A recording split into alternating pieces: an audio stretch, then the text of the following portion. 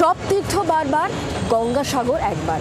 যেহেতু একটা পথের দুর্গমতা ছিল, সে কারণে এই প্রবাদ বাক্যটা কোথাও গিয়ে চিরসত্যি হয়ে যাচ্ছিল, কিন্তু এবার সেটা বদলে যাচ্ছে। কারণ মুখ্যমন্ত্রী মমতা বন্দ্যোপাধ্যায় সাগরবাসীর স্বপ্ন পূরণ করছেন। 2023 সালে তিনি কথা দিয়েছিলেন, সেই কথা তিনি রাখলেন এবং আজই এই সেতুর শিলান্যাস করেছেন রাজ্যের মুখ্যমন্ত্রী মমতা বন্দ্যোপাধ্যায়, এবং তাতে খুশি সাগরবাসী। গঙ্গাসাগরের একদিকে আগ্রাসী বঙ্গোপসাগর, আর একদিকে উত্তাল মুড়িগঙ্গা নদী মোহনা, তার সঙ্গে প্রতিকূল আবহাওয়া। প্রকৃতির এই প্রতিকূল পরিস্থিতি দীর্ঘ সময় গঙ্গাসাগরকে দুর্গম করে রেখেছিল। সময়ের সঙ্গে মুড়িগঙ্গার উপর ভেসেল পরিষেবা ও মোটর চালিত বড় নৌকা এবং বজ্রাট চলাচলে দুর্ভোগ অনেকটাই কমেছিল।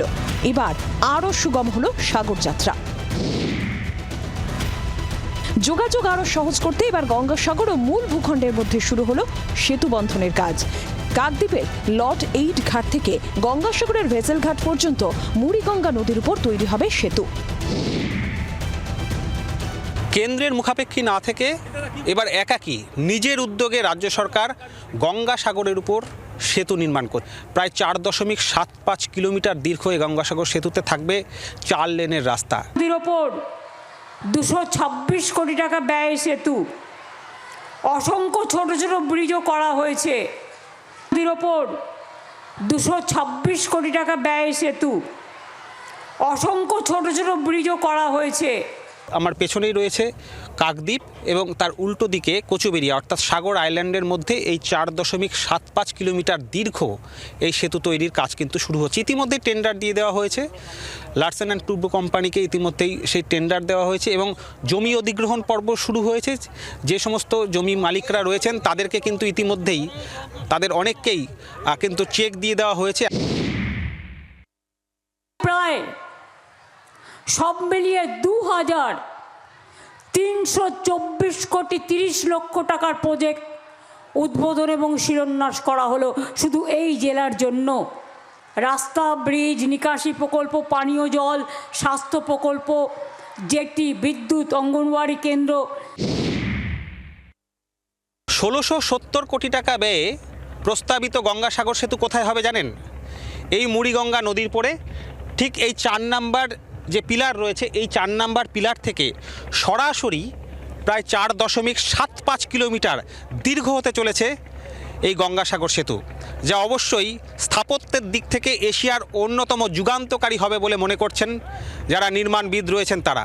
আমাদের আগে গঙ্গাসাগরের পরিকাঠামো ছিল অত্যন্ত খারাপ। 2011 সালের পরে আমরা এই অঞ্চলের পরিকাঠামোকে সম্পূর্ণভাবে উন্নত করেছি। 3টে হেলিপ্যাডও তৈরি হয়েছে। খুবই দরকার, কারণ আমাদের স্কুলে যেতে খুবই অসুবিধা হয়। এই ব্রিজের কারণে আমরা একটা ভালো যাতায়াতের রাস্তা পাবো, তাই আমাদের এই বৃষ্টি হলে আমরা খুবই উপকারী হব, আর আমরা খুবই খুশি এই বৃষ্টি হওয়ার জন্য।